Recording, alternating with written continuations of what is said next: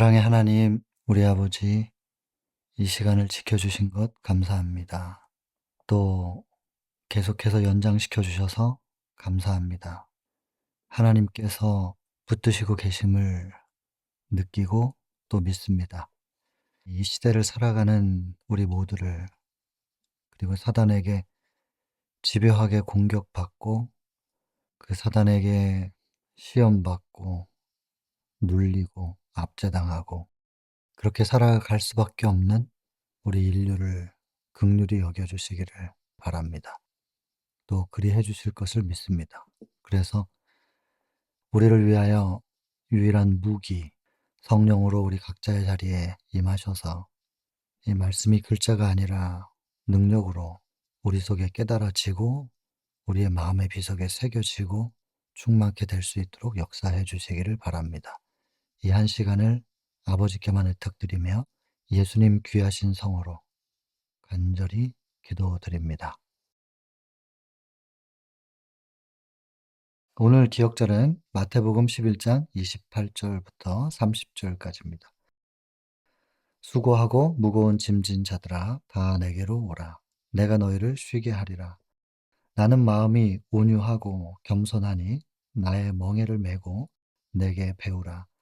그러면 너희 마음이 쉼을 얻으리니 이는 내 멍에는 쉽고 내 짐은 가벼움이라 하시니라. 수고하고 무거운 짐, 이 짐은 종류는 여러 가지일 것입니다. 각각에게 주어진 짐들이 다 다를 테고 또 무게도 좀 다를 수는 있겠지만은, 그러나 누구의 짐이 더 가볍고 누구의 짐이 더 무겁다라고 판단할 수는 없는 부분이죠. 스스로가 느낄 수는 있겠지만은 상대적으로 나는 저 사람보다는 좀 덜 무거우니 내가 너무 여기서 지금 이렇게 투덜거리는 것은 어쩌면 배부른 건지도 모르겠다. 뭐 이렇게 생각을 할 수도 있겠죠. 개인적으로는 그렇게 생각할 수 있어도 타인의 짐에 대하여 우리가 판단할 수는 없을 것입니다. "내 삶은 지옥 같다." 이렇게 말하는 사람들 있는데, 지옥이라고 하는 것은 인간이 상상할 수 있는 가장 큰 고통을 이 표상하는 단어죠. 그래서 누구의 지옥이 덜 고통스럽고 누구의 지옥이 더 고통스럽다 이렇게 말할 수 없잖아요. 지옥은 가장 고통스러운 거니까. 그래서 타인을 판단할 수는 없을 것입니다. 이 시대를 살아가고 있는 사람들, 또 선악의 대쟁투를 살아가는 사람들은 이 짐을 지지 않을 수가 없는 거죠. 죄 때문에 어쩔 수 없이 우리가 통과해야 될 터널이 있고 또 풀무가 있는 줄로 압니다. 근데 우리는 이 짐을 스스로 해결하기가 불가능하죠. 현실적인 문제야 있기도 했다가 없기도 했다가 달라질 수는 있겠지만은, 끝내 이 내 속의 본성과 싸워야 되는, 죄로 기울어지는 성향을 가지고 있는 이 본성과 싸우는, 또 한편에 아직 남아 있는 하나님의 의를 향한 우리의 본성의 양면이 싸우게 되는데, 이 선택의 기로에 서 있는 것이 참 괴롭지요. 사도 바울도 그런 얘기를 했잖아요. 로마서 7장 21 절에 "내 속에 두 가지가 있다. 의를 향해서 나아가는 내 마음이 있는데, 반면 또 다른 내 속에 어떤 힘이 나를 끌어잡아 당겨서 사망으로 또 끌어가는." 바울도 이것을 깨달았죠. 그래서 "내가 한 법칙을 깨달았노니." 이렇게 표현하잖아요. 그리고 그것과 치열하게 싸워 보려고, 그리고 극복해 보려고 노력하다가 끝내 24 절에 말을 하죠. "오라, 나는 공고한 사람이로다. 이 사망의 몸에서 누가 나를 건져낼까? 내 힘으로는 도저히 이길 수가 없는 거구나." 사도 바울처럼 강한 사람인데도 빌립보 3장 6 절에 그런 말을 했었죠. "내가 율법의 의로는 흠이 없는 자였다." 그때 그리스도교가 이단이라고 생각하고 핍박하고 할 때, 철저한 바리새인일 때, 그 당시에 바리새인들에게 적용되는 율법은 그리스도인들이 알고 있는 율법과는 좀 사뭇 다른 그런 율법을 알고 있었을 때, 어쨌든 자기에게 주어진 율법에서 자기는 흠이 없는 자였다는 거죠. 철저한 자기 관리를 할 수 있는 사람이었고 자기 통제를 할 수 있는 사람이었던 거죠. 그래서 이 바울은 이제 로마서 7장 9 절에 "내가 전에 법을 모를 때는 내가 살아 있었다. 내가 완전하다고 생각했는데 계명이 나에게 이르매 진짜 계명을 만나 보니 그 말이죠. 계명이 나에게 이르매 내가 어떤 죄인인지가 드러나는 것입니다. 예수 그리스도의 완벽한 이타의 사랑 앞에 비춰보니 자기 본성이 얼마나 죄된 것인지를 깨닫고 "내 죄는 살아났다." 이렇게 표현하거든요. 드러났다 이 말이죠. 그리고 과거의 율법의 의로는 내가 흠이 없는 자였다라고 생각했던, 완전하다고 생각했던 자기 자신은 이제는 죽었도다. 이렇게 표현하죠. 그게 로마서 7장 9 절인데, 그래서 빌립보 3장 6 절에서 그가 그렇게 완전하다고 생각했었던 건 그건 사실은 이제 자타가 공인하는 부분인데, 새로운 계명을 만났으니까 이제 이 새로운 계명도 자기가 노력하면 될 수 있을 거라고 생각한 거예요. 그러다가 로마서 7장 9 절에서 깨닫고, 그리고 21 절에 '이상하네. 내 안에서 두 가지 것이 계속 싸우네. 하나의 법칙을 깨달았다.' 그렇게 하고서는 24 절에 포기하는 거예요. '내 힘으로는 안 되는 거구나.' 그리고 25 절에 '예수 그리스도를 그래서 주신 거구나.' 하면서 '예수 그리스도로 인하여 하나님께 감사합니다.' 하면서 다시 일어나는 장면이죠.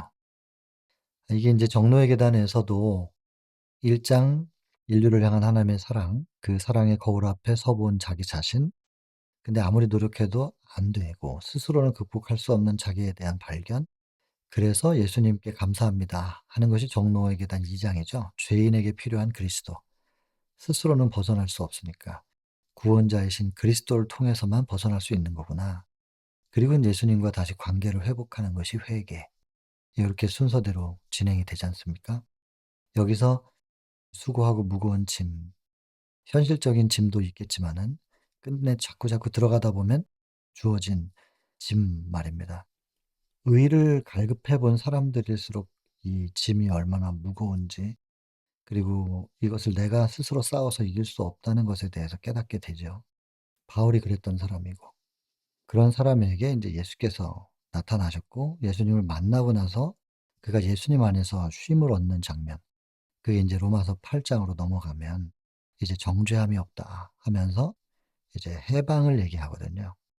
죄와 사망의 법으로부터 생명과 성령의 법이 나를 해방시켰다. 이제 그것이 율법 아래에서 율법 위로 올라가는 그 경험인데, 요 기억절 암기 시간에는 이 율법 아래와 율법 위에 올라가는 이 얘기를 하기에는 너무 좀 짧아서 나중에 따로 기회가 좀 있지 않을까 생각을 해 봅니다. 하여튼 그 경험을 사도 바울이 이제 한 것이죠. 마태복음 11장 28 절부터 30 절까지도 그 맥락이 같습니다. 그 중심은 같은 얘기를 하는 건데 이제 표현이 많이 다르다 보니까 그렇게 연결이 잘 안 되죠, 처음에는. 근데 말씀들을 우리가 암기하고 자꾸 묵상을 하다 보면 결국에는 뿌리가 하나구나. 무엇을 얘기하려고 하는지. 로마서 1 장의 16절 보면 "복음을 부끄러워하지 아니한다."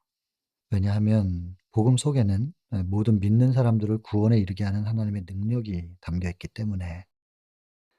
그래서 그 능력을 우리가 이론으로 아는 것이 아니라 내 속에서 경험과 체험으로 알게 되는 것. 그 복음 속에 담겨 있는 능력을 경험하여 내 힘으로 도저히 안 되던 그 의가 이제 이루어지는 그 경험 말입니다. 이것은 이제 이론일 수가 없는 거죠. 개인적으로 경험과 체험으로 아는 거니까. 그래서 이 복음의 능력을 체험하는 과정은 다 같습니다. 어쩌면 뭐 성경 전체가 그 얘기를 하고 있다고 해도 과언은 아닐 것입니다. 그래서 "진리를 알지니 진리가 너희를 자유케 하리라." 그랬잖아요. 요한복음 8장 32 절. "진리를 알지니 진리가 너희를 자유케 하리라."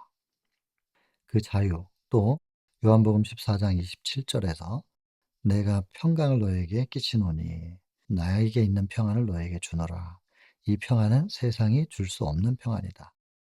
이 평안을 맛본 사람들, 그 사람들이 돌을 맞으면서도 천사처럼 빛나면서, 그리고 자기에게 돌 던지는 사람을 위하여 기도하며 죽을 수 있는 스데반의 죽음, 베드로 내일 사형 집행 전날인데 깊이 그 전날 감옥에서 잠들 수 있는 그 평안함, 또 바울은 단두대 앞으로 걸어가면서 마치 즐거워하는 듯하는, 이제 사도행전 50 장에 보면은 그 부분에 바울의 순교의 장면을 잘 묘사를 하는데, 곁에 있었던 병사들이 그 모습을 보고 이 전도가 되는 거죠.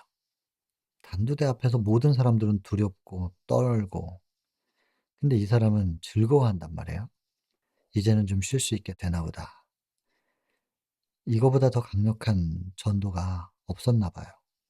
도대체 저 바울이 믿는 하나님, 그리고 바울이 주장하는 그리스도를 통한 구원, 저것이 무엇이길래 단두대 앞에서 저렇게 즐거워할 수 있을까?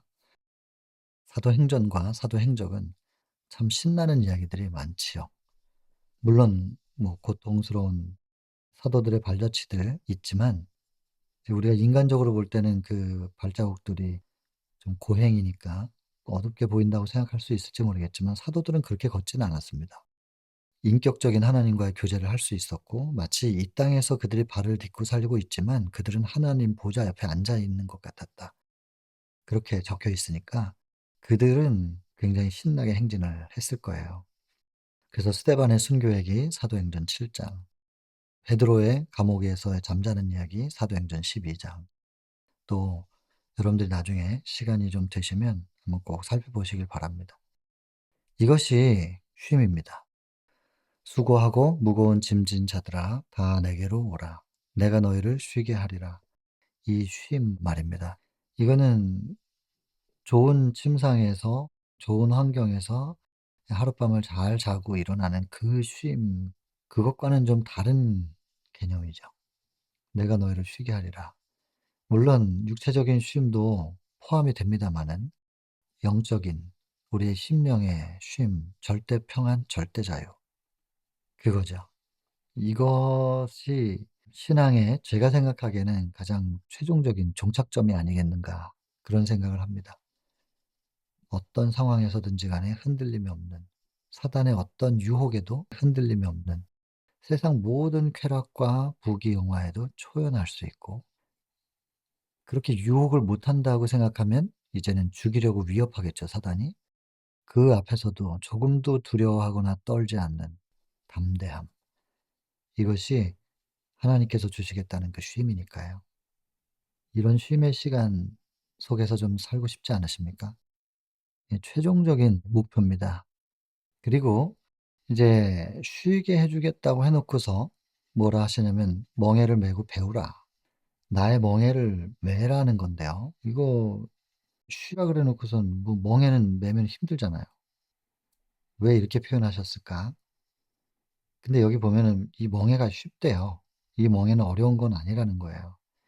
그리고 이 세상에서 우리가 죄의 짐은 무겁겠지만 이거는 예수님께 맡겨 놓고 예수께서 주시는 멍에와 예수께서 주시는 짐이 있네요. 요걸 메라는 거야. 바꾸라는 거죠. 쉬게 해 주겠다고 하고서는 '뭘 자꾸 힘든 일을 시키는 건가?' 이런 생각이 들 수 있는데, 이거는 뭐 우리를 부담 주시는 게 아니죠. 창세기 3 장으로 돌아가 보면 23 절에 "나가서 너는 너의 근본된 토지를 갈라." 그랬거든요. 그냥 토지를 갈라 그랬으면 농사만 짓고 살아야 되는데 "근본된 토지를 갈라." 이렇게 적혀 있습니다. 근본된 토지라는 게 무엇인가? 우리 자체죠. 창세기 3장 19 절에도 "너는 흙이니 흙으로 돌아갈 것이다." 창세기 2장 7 절에도 흙으로 빚어 만드시고 그 코에 생기를 불어넣으셔서 생명으로 만드셨는데, 그 우리의 근본, 이제 근본된 토지라고 하면 우리 자신을 말하는 거겠죠. 그래서 그 토지를 갈라. 왜냐하면 17절 18절 19 절까지 창세기 3 장에 읽어 보시면은 이제 종신토록 수고를 해야 돼요, 범죄 이후에는. 왜냐하면 18 절에 보면 가시와 엉겅퀴가 이제는 올라오거든요, 죄의 저주 때문에. 이것은 물리적인 땅에서만 올라오는 가시와 엉겅퀴가 아니라 우리 본성에서 올라오는 죄된 욕망까지도 같이 포함해서 표현한 것입니다. 그래서 이거를 이제 뽑아내야 되는데, 뭐 농사해 보신 분들은 아시겠지만, 텃밭이라도 가꿔 보신 분들은 다 아시겠지만은, 아무리 밭을 매 놔도 우리가 원하는 알곡의 씨를 뿌려 놓으면 생명력이요, 가시와 엉겅퀴 잡초가 훨씬 강한 것 같아요. 그래서 아무리 뽑아 놔도 또 나오고 또 나오고, 토지를 가는 거. 그게 우리에게 주어진 바입니다. 근데 이것을 하다 보면 생각을 하게 될 거예요. 이거 투쟁을 해본 사람들이면 다 깨달아요. 안 된다는 거. 제거가 되지 않는다는 걸 압니다. 겉보기에는 다 깨끗한 것 같은데 이제 깨끗하지?' 그러고선 어디 잠깐 갔다 오면 비 한 번 오고 나면 쑥 올라와 있고, 이걸 해 봐야 아는 것이죠. 사도 바울처럼 투쟁하고 투쟁했는데도 도저히 안 되는 거예요. 그래서 "오호라 나는 공고한 사람이로다. 이 사망의 몸에서 누가 나를 건져낼까?" 이걸 안 해본 사람들은 이걸 잘 모르죠. 부딪혀 보니 하나님께서 그래서 모든 사람들이 이걸 스스로 뽑게끔 하는 것을 어느 정도 허락하시는 거예요. 본성 자체가 또 그래요. 창세기 3 장에 보면 유혹받고 선악과 먹고 남편에게도 줬다, 이 얘기가 6 절까지고, 선악과를 먹고 나서 하나님을 선택하지 않고 사단을 선택하는 그 순간 딱 첫 번째 달라진 것이 무엇인가? 7 절. 빛의 옷이 사라지니까 무화과 잎을 따 가지고 스스로가 자기의 부끄러움을 가리려고 하는 것. 자기 스스로 해 보려고 하는 것. 이것이 범죄 이후에 나타난 첫 번째 현상이거든요. 그래서 하나님께서 좀 처음엔 놔 두시는 것 같아요, 본성대로 해 보게. 근데 해 보다 보면 안 가려지잖아요. 끝내 안 된다는 거를 깨닫게 되죠. 그때서야 '이거 어떡하면 좋지?' 바울처럼 '이 사망의 몸에서 누가 나를 건져낼까?' 그때를 기다리고 계시는 거죠, 하나님께서. 내가 여기 손 내밀고 있다. 그리고 그때서야 예수님을 딱 붙잡는, 그게 뭐냐면 인제 창세기 3 장에서 21 절에 이제 가죽옷을 주시는 얘기거든요. 가죽옷으로 밭을 덮어 놓으면 마치 밭에 김 다 매 놓고 비닐로 덮어 놓고 넣으면 가시와 엉겅퀴 잡초 못 올라오잖아요. 그리고 그 위에 구멍을 뚫어 가지고 내가 원하는 알곡의 씨만 뿌릴 수 있도록 해 놓는 고런 장치가 이제 영적으로 우리가 적용하면 가죽옷입니다. 그래서 이 멍에를 한번 매게 하시는 거죠, 하나님께서 우리에게. 그리고 이 멍에를 메고 가다 보면 '아 이건 내가 도저히 할 수 없는 거네.' 이걸 깨달으면 유일한 분, 천하 인간의 구원을 위해서 주어진 다른 이름이 없는 오직 예수님, 그분을 생각하게 될 때 그분을 붙잡는 게 온유예요. 온유라고 하는 말은 여기 프라위스라고 원문에 이렇게 돼 있는데 요런 뜻으로 됩니다. 온유하다, 친절하다, 겸손, 동정이 많은. 그런데 왜 이렇게 온유하고 평온한가? 왜 그런가? 잘 길들여져서, 예를 들어 동물들이 야생마 같은 경우에는 누가 자기 등에 타는 거를 뭐 용납을 안 하잖아요. 그 들고 뛰는 거예요. 근데 길들여진 말은 주인이 올라타면 언제나 주인이 가자는 곳으로 가면 물이 있었고 먹을 것이 있었고 길들여졌기 때문에 온화한 것입니다. 그래서 원 뜻 자체는 여기 온유하다, 친절하다, 겸손하다 요런 뜻인데 왜 이렇게 됐냐면 믿으니까. 하나님을 믿는 믿음. 그래서 주인에게는 나의 고삐를 맡길 수 있고 주인이 가자고 하는 대로 가면 언제나 좋았기 때문에, 믿기 때문에 온화할 수 있는 것이죠. 그래서 이 프라비스라고 하는 단어를 쭉 따라가 보면 이렇게 길들여진 유순한, 길들여져서 유순하다. 이렇게 될 수 있었던 비결이 무엇이냐? 더 깊이 들어가면 믿음입니다. 그래서 이 프라위스라고 하는 이 단어, 온유라고 하는 단어는 뿌리가 믿음에 닿아 있습니다. 믿음에 닿아 있기 때문에 온화할 수 있는 것이죠. 그래서 원문상 이게 보면 온유는 어근을 믿음에다 둘 수 있습니다. 나의 멍에, 멍에가 예수님의 멍에였습니다. 그러니까 예수께서 먼저 짊어지셨던 그 멍에. 이제 그 멍에를 우리 보고도 한번 내 보라는 거예요. 처음에 우리가 그 멍에를 메면 그걸 우리가 다 당해야 되겠지만 예수께서 다 감당하셨던 거기 때문에 이게 쉽고 가볍다, 이렇게 표현하시는 거죠. 근데 이 겸손이라는 단어는 이제 타페이노스라는 단어인데요. 낮은, 비천한, 겸손한, 더 밑으로 이제 사전적인 의미를 보면 종노릇입니다. 그런데 이제 여기서 표현하는 이 타페이노스라는 종노릇은 예수께서 짊어지셨던 나의 멍에를 메고 내게 와서 배우라 그랬으니까 뭘 배우는 거냐면 온유와 겸손을 멍에를 메야 배울 수 있다는 거고, 이 멍에조차도 예수님의 멍에고 이미 다 짊어지셨던 거고, 그리고 온유와 겸손도 나는 마음이 온유하고 겸손하니 했으니까 예수님이 이렇다는 거잖아요. 이 속에는 참 큰 의미가 담겨 있죠. 예수님이 이 땅에 오셔서 당신의 신성으로서 사단과 싸운 게 아니고, 갈라디아 4장 4 절에 보면 하나님께서 당신의 아들을 여자에게서 나게 하시고 또 율법 아래 나게 하셨다, 이렇게 돼 있거든요. 5 절에 보면은 그 이유는, 율법 아래 나게 하신 이유는 율법 아래에 있는 사람들을 속량하기 위하여. 위에서 함정에 빠져 있는 사람 보고 "올라와, 올라와." 이렇게 하시는 게 아니고 내려오셔서 올라가는 법을 보여주셨어요. "이렇게 올라오면 돼." 그리고는 밑에서 밀고 위에서 당기고. 율법 아래 태어나셨다는 게 성경에 기록되어 있습니다. 그 이유는 율법 아래 있는 사람들을 속량하기 위해서, 그리고 그 율법 아래에 있는 사람들에게도 하나님의 아들이라는 이름을 얻게 하기 위하여.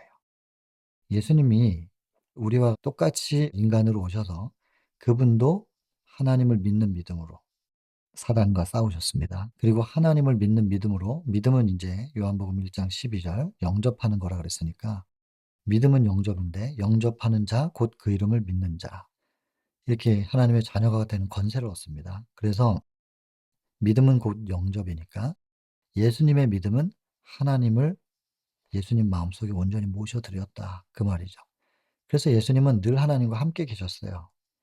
십자가상에서 엘리 엘리 라마 사박다니 할 때만 빼고 하나님과 분리돼 본 적이 없다는 거예요. 그것이 예수님의 승리의 비결이었어요.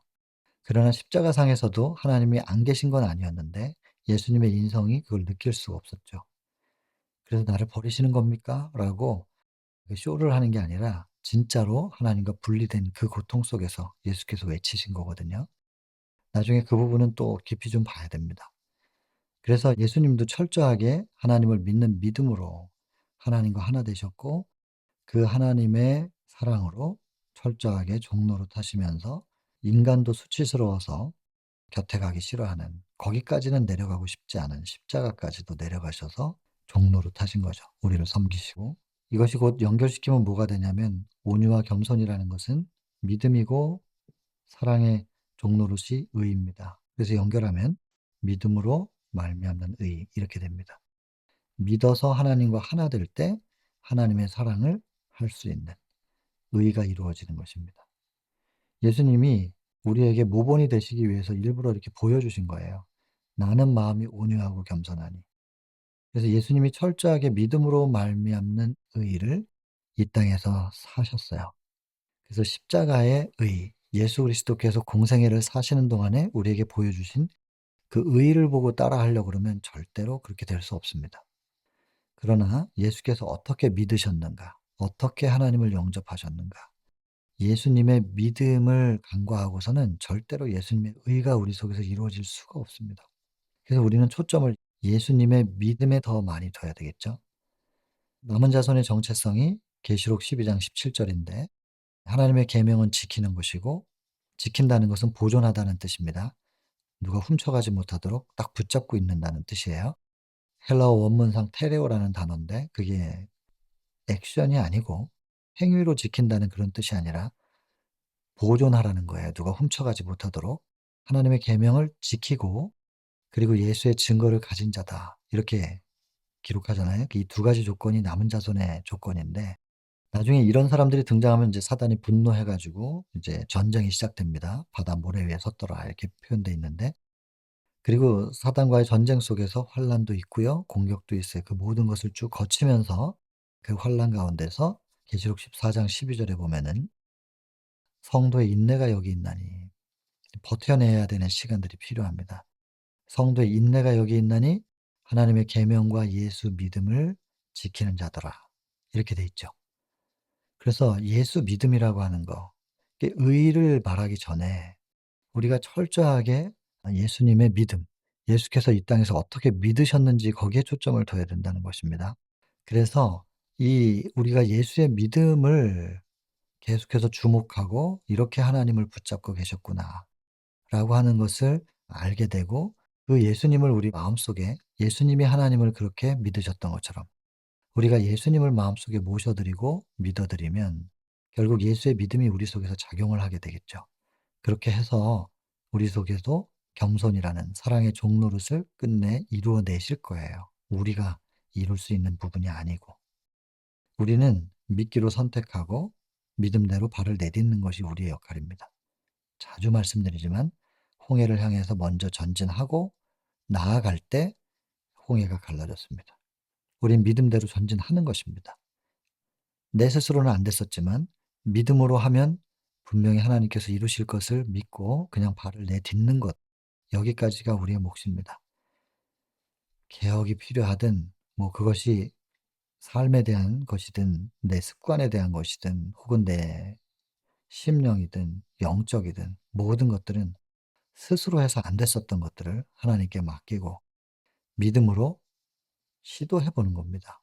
그리고 그게 어떻게 극복이 되고 개혁이 되고 의가 이루어지는지는 맛을 보아하는 거죠. 여호와의 선하심은 맛보아하는 거다. 그랬으니까. 그걸 맛보고 싶으시면 시도하는 겁니다. 믿고 시도하고 믿고 시도하고.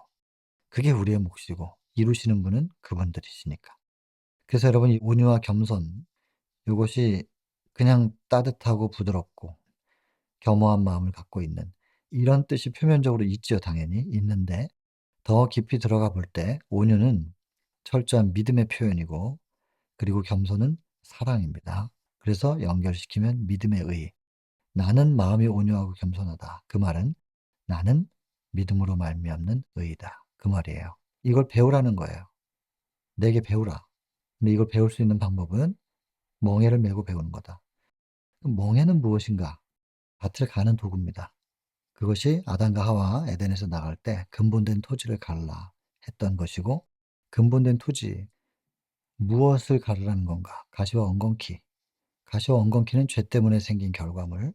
그 죄 때문에 생긴 결과물 세 가지가 있죠. 7 절에는 내가 스스로 하겠다는 거, 믿지 않고 내 힘으로 하겠다는 것이고 두 번째는 자꾸 하나님을 피하여 숨는 것이고 하나님께서 "어디 있느냐, 어디 있느냐." 부르시는데 나가지 않고 자꾸 숨는 거. 세 번째는 "내가 벗어서 못 나갑니다." "왜 못 나오니?" "벗어서 못 나갑니다." "네가 벗었다고 누가 그러더냐? 내가 너에게 그만 나무의 실과를 먹었느냐?" 그때 이제 창세기 3장 12 절에 아담이 하는 말 하나님께서 주셔서 나와 함께하게 하신 여자가 먹으라고 해서 먹었습니다. 사랑이 깨진 거죠. 여인에 대한 사랑도 깨졌고 하나님께 대한 사랑도 깨졌습니다. "저런 여자를 나한테 왜 주셨습니까?" 이거거든요. 결국에는 사랑이 깨어지고 이타가 깨어지고 이기심이 생기고 자기의 생명이 중요하고 내가 먼저 중요하니까 그걸 보존하려고 하는 이거거든요. 그것이 이제 가시와 엉겅퀴인데 그걸 갈아내야 된다는 거잖아요. 그게 곧 뭐겠어요? 이기심을 갈아내는 거. 그리고 이타심을 다시 회복하는 거. 그게 하나님의 형상의 회복이고 하나님의 형상, 하나님은 사랑이시니까 요한일서 4장 8절 하나님은 사랑이시다. 정의했어요 그냥. 하나님은 사랑이시다. 그리고 그 사랑은 곧 무엇이냐. 로마서 13장 10 절에 사랑은 율법의 완성이다. 그래서 이 멍에라고 하는 것은 곧 율법이고 사랑이고 하나님의 품성이고 하나님의 형상이다. 그거거든요. 그래서 참된 율법입니다. 율법을 메고 사랑을 메고 너의 밭을 한번 갈아봐라. 갈면서 자연스럽게 너 스스로는 안 된다는 걸 깨닫고 더 믿게 될 것이고 믿어 주기만 하면 네 속에서 너 스스로 이루어내지 못했던 그 사랑, 철저한 사랑의 종로릇 그 의가 이루어지게 될 거야. 이것을 경험하게 될 거야. 어떻게 이것이 이루어지는지를 배우게 될 거야. 그때쯤 되면 믿어서 사랑할 수 있게 되면 마음이 쉼을 얻게 될 것이다. 그때는 돌 맞아도 돌을 던지는 사람들을 위해서 기도하고 죽을 수 있고 그 예수님의 기도잖아요. 누가복음 23 장에 34 절. 손에 못질을 하고 있는 사람들을 위하여 아버지여 저들의 죄를 사하여 주옵소서. 자기의 하는 것을 알지 못함이니이다. 이 예수님의 기도지 않습니까? 절대적인 사랑입니다. 어떻게 해도 분노하지 않고 복수하려고 하지 않습니다. 용서할 수 있는 그런 사랑을 할 수 있게 되면 미운 사람이 없어지니까 평안하죠. 시기 질투 없죠. 고린도전서 13 장에 사랑이 뭔지 쭉 설명하고 있잖아요. 그게 이루어지면 평안할 수밖에요. 두려움도 없는 것이고. 그때서야 쉼을 얻게 된다. 근데 이렇게 얻을 수 있는 이 쉼은 우리 스스로 안 되죠. 그런 사랑을 못 하니까. 그래서 우리는 예수께서 짊어지시고 먼저 걸어가신 그 길, 그 멍에를 메고 걸어가신 그 길을 그냥 따라가는 거예요. 가다 보니 믿음과 믿음을 통해서 이루어지는 의를 배우게 될 것이다. 내가 다 이미 했으니까 그냥 따라만 오면 돼. 그래서 쉽고 그래서 가벼워. 따라와 주겠느냐? 수고하고 무거운 짐진 자들아 다 내게로 오라. 내게로 와 주겠느냐? 내가 먼저 걸어간 길을 같이 따라와 주겠느냐? 초청이죠. 마태 11장 28절로 30절. 이 초청에 우리가 다 응할 수 있으면 좋겠고, 그리고 이 초청받은 그 길의 끝에서 우리가 얻을 수 있는 쉼, 절대 평안, 절대 자유, 참된 사랑, 회복, 이것을 통하여 참된 쉼을 맛볼 수 있는 우리 모두였으면 좋겠습니다. 기도하고 마치겠습니다.